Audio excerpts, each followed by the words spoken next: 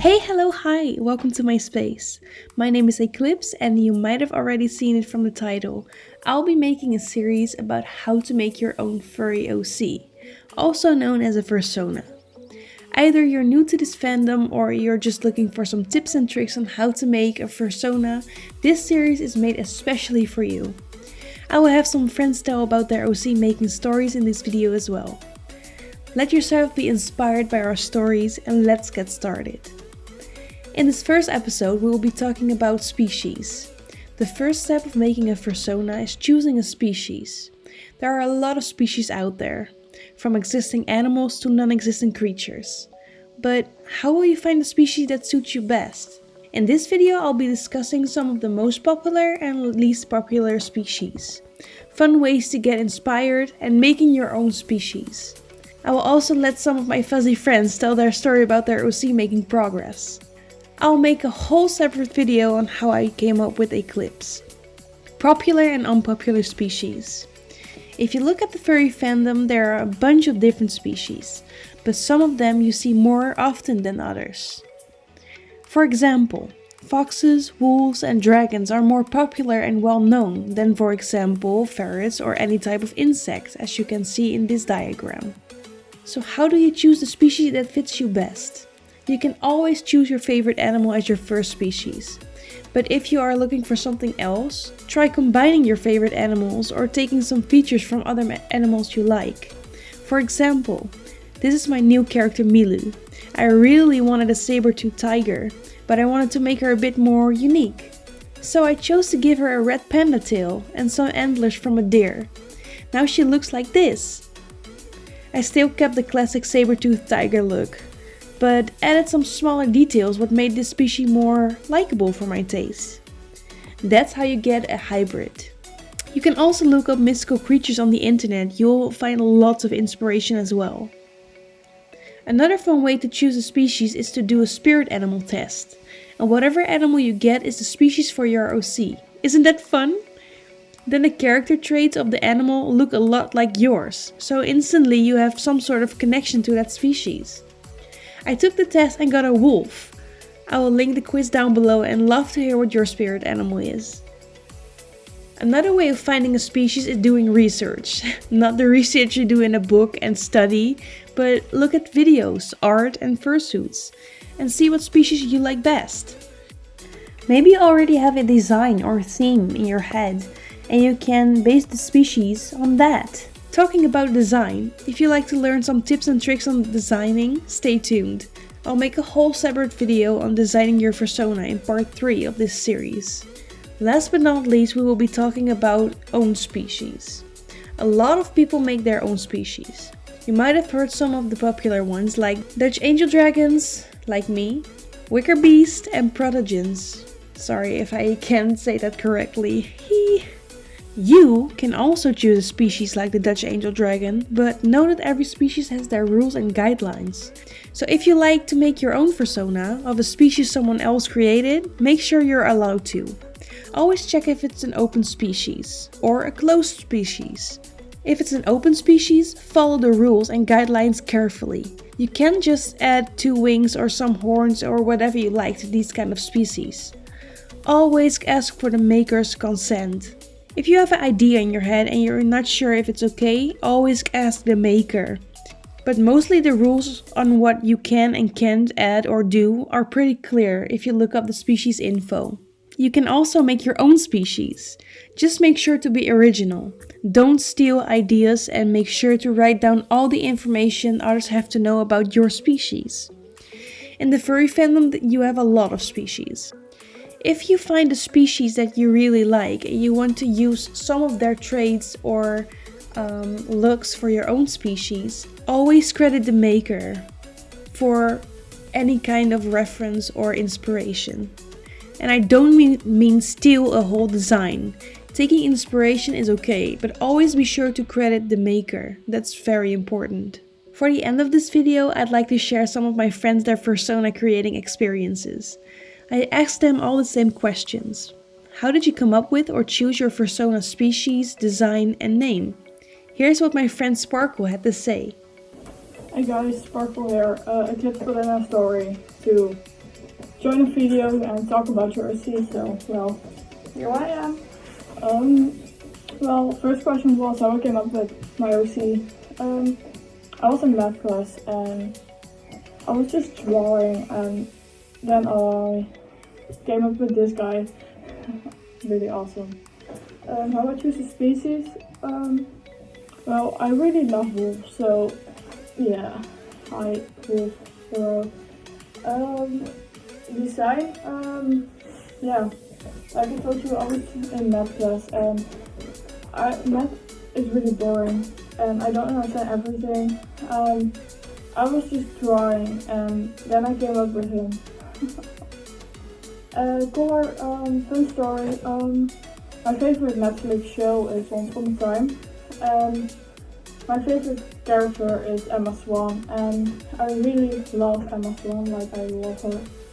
And her favorite color is yellow, so I thought, yeah, yellow. And name, well, I was just looking on internet for furry names, because yeah, why not? Then I saw Sparkle, and I was like, no, it doesn't fit him. Later I went back to the name and I was like, Sparkle does fit him, and the Emma Swan, she has superpowers and they're kind of sparkly and everything, so yeah, sparkle magic, yeah, why not? So here's Sparkle Boy, and yeah, that's kind of it. And yeah, so yeah, by the way, make sure you subscribe to Eclipse, because she's really awesome and she's so awesome friend, and I love her so much. Just subscribe and like this video, I think. So yeah, that was it. Bye. Thank you so much, Sparkle, for your kind words and inspiring story. As Sparkle said, your ideas and inspirations can come from anywhere. Their fursona Sparkle is inspired by a character in a TV show. How awesome is that? Next up, one of my other good friends, Zarch. She made her own species called Lexan, and they are just so adorable. Not to forget about their small insect OC, Folia. They always say good things come in small packages, so have a look. Hi, I'm Zarch. I'll be talking about two characters of mine actually, because they both kind of are my main OC in a different way. They are Folia and Zarch. We'll start with Zarch because that is my oldest OC. Zarch is a Lexan, which is a self-made species, which actually looked really different back in the day when I created him. He used to be really like a really skinny thing with, well, big eyes, kind of a scary look actually to him. I don't have a drawing of that, unfortunately. The oldest one I have is this one, where he already comes a little closer to the original design. He still looks a little, well, angry, and some things are, well, not yet quite the same compared to now. But in the end, he grew with me actually, and turned into this. He's really fluffy now and really curious, to also kind of reflect my own, well, enthusiasm and curiosity to the world, while not really being able to fully communicate with it. Because Zarch, well, he's still kind of a creature. He can't talk like humans do, and he can't walk like humans do. So he really tries to connect and does his best, but, well, he has to do with what he has. Well, eventually people actually did start drawing Zarch more as an anthro character, where he walked on 2 feet and had more of a, well, typical furry look to him. And that didn't really feel right with me. So that's where Folia came in. She's, well, Zarch kind of is my mascot and my representation.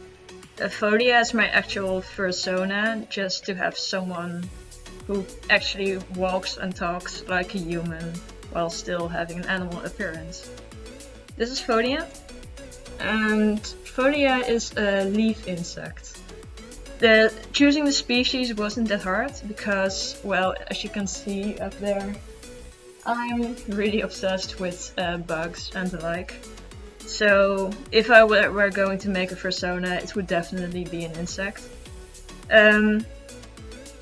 My favorite ones actually are mantises, but these are kind of the aggressive, really stand up for yourself kind of insect, and that didn't really fit with me, so I picked one that came closer to my own personality, kind of, well, shyer, preferring to not stand out and hide among other people.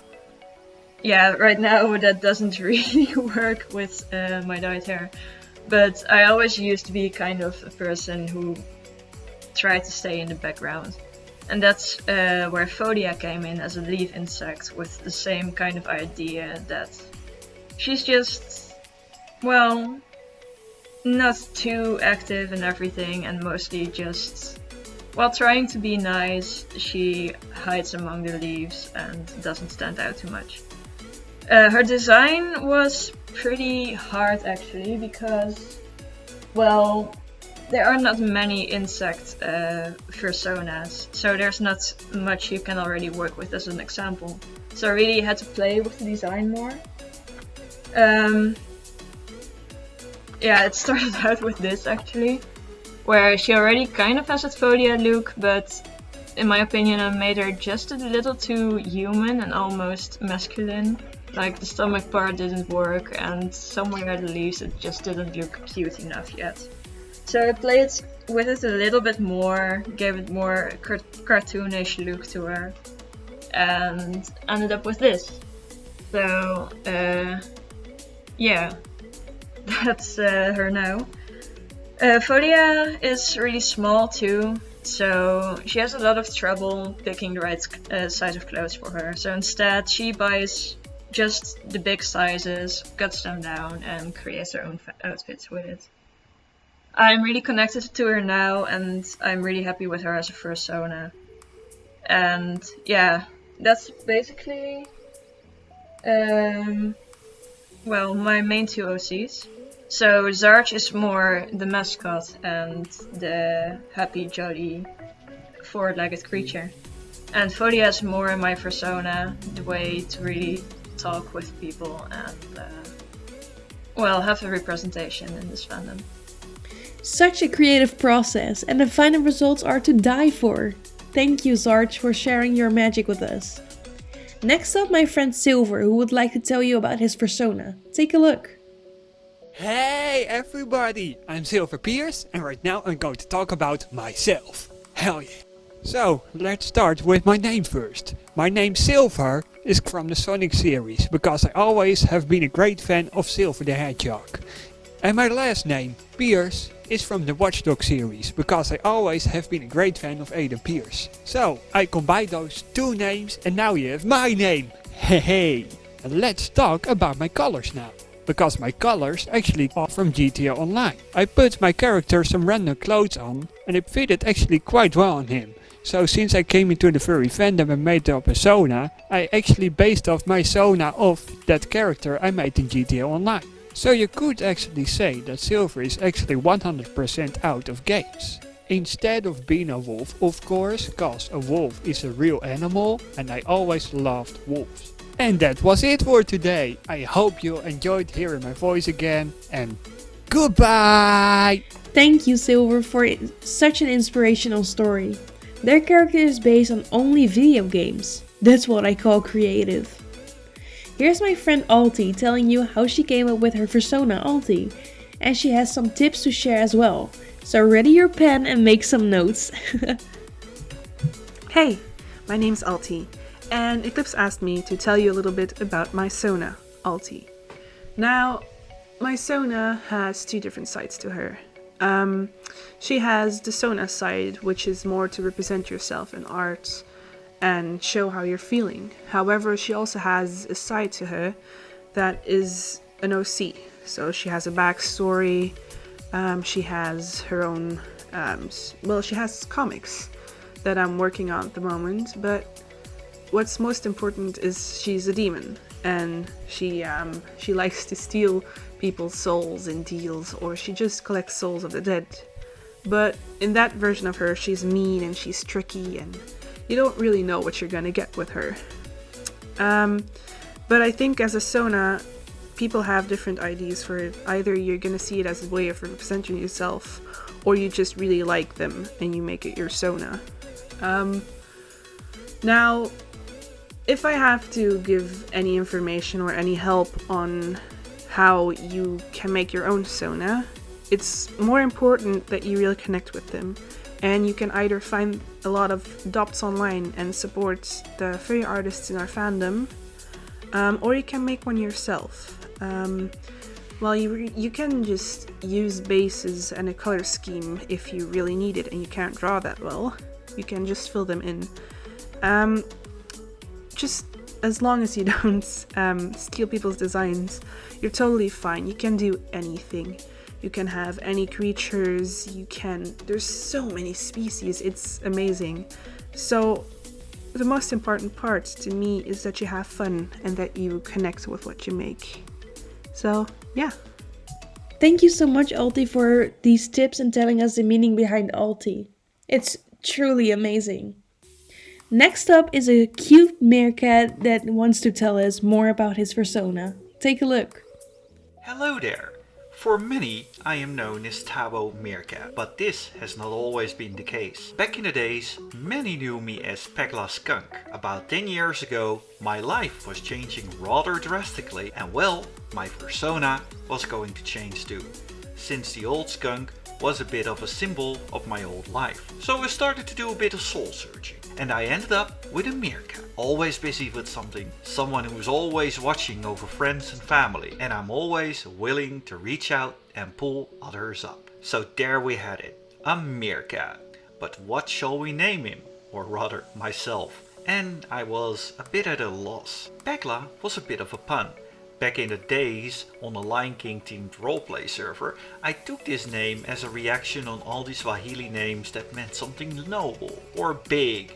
Nope, Pegla was a Serbian word, a hint to my ancestry, but it meant flat iron, or if you want, a little car, a Fiat to be exact. But back to the meerkat. I had a little contest where people would suggest names. There were many, but one stood out. Tabo, and especially with a meaning behind it. Tabo stands for happiness, and that was something that I wanted to radiate to the fandom, to spread positivity, as I do today. The name was submitted by Rin the Dragon, and 10 years later, Rin and I are still very good friends. Throughout working on his design, or rather my design, I wanted to keep things simple and easy to remember. In further sketches, with the help of the amazing artist and good friend Patch, his signature glasses slowly formed. I was a total sucker for round glasses until this very day I still am. I find them classy. Funny little detail, Patch is a huge fan of the chipmunks and jokingly placed Theodore's glasses on one of the sketches to see how I'd react. And I think by now you know how much I love it. Around this time I was wondering about getting a fursuit as well. So with this in mind, I continued working on myself. I wanted to look like a smart adult, but still I was a very small meerkat. This is how the idea of a sock as a tie was born. Around this time, my dad's girlfriend asked me if she could make something personal for my birthday for a change. The look on her face when I said, "You can make me a 2-meter long left sock." It was utterly priceless. Over time, some details changed. Originally, my hair was more black. It became brown because my suit maker, Jill Costumes, took some artistic liberty, which I do not mind at all. I could go on for a while, but back to you. Thank you so much for featuring me in your video. Stay awesome. Thank you so much, Tabo, for your amazing story. Last but not least is my friend Eagles, who wants to tell you how he came up with his persona. Okay, hello, I'm Eagles. So yeah. First, how did I come up with the design of Eagles? I literally, when I joined the fandom, I really wanted a husky because huskies look cool and they're fluffy. Easy idea. So I wanted to have white, red and green hair. That was my whole idea yet. And then we had to come up with some markings. Yeah, and then the three black stripes on his arm.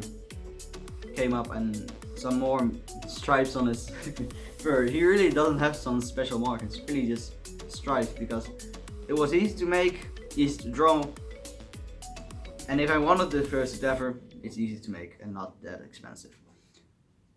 Then the name, that's a fun story. When I joined the first furry Discord server, I called myself Screaming Eagles. Screaming Eagles was from the 101st Airborne Division, because that's the second name for that division. And I love that division. I'm really a big fan of learning about World War II, and yeah, just love to learn about it.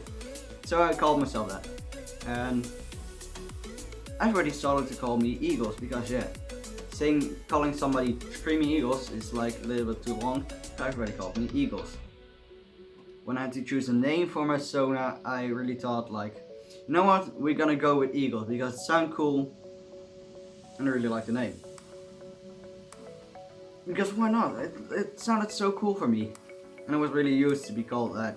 So yeah, a little bit how I came up with the idea. I don't know if the Sona has already been shown, but if not, here's the Sona. I hope. It was told that it could be edited in. I hope. Thank you, editor. Thank you, Eclipse. And thank you for giving me the time to talk. Thank you, Eagles, for telling us about your creating process. As you can see, all of my friends had different ways and different inspiration sources for their character. I hope this will inspire you to find your species and find or create one that suits you best. The most important part is to have fun. Enjoy the creating process and maybe you will inspire someone else too. That was it for today's video. I hope it helped you out a little. In the next episode I will be talking about reference sheets. So stay tuned for more information about how to make your fursona. Don't forget to boop the like button and to subscribe to my channel. And as always, keep on shining. Bye!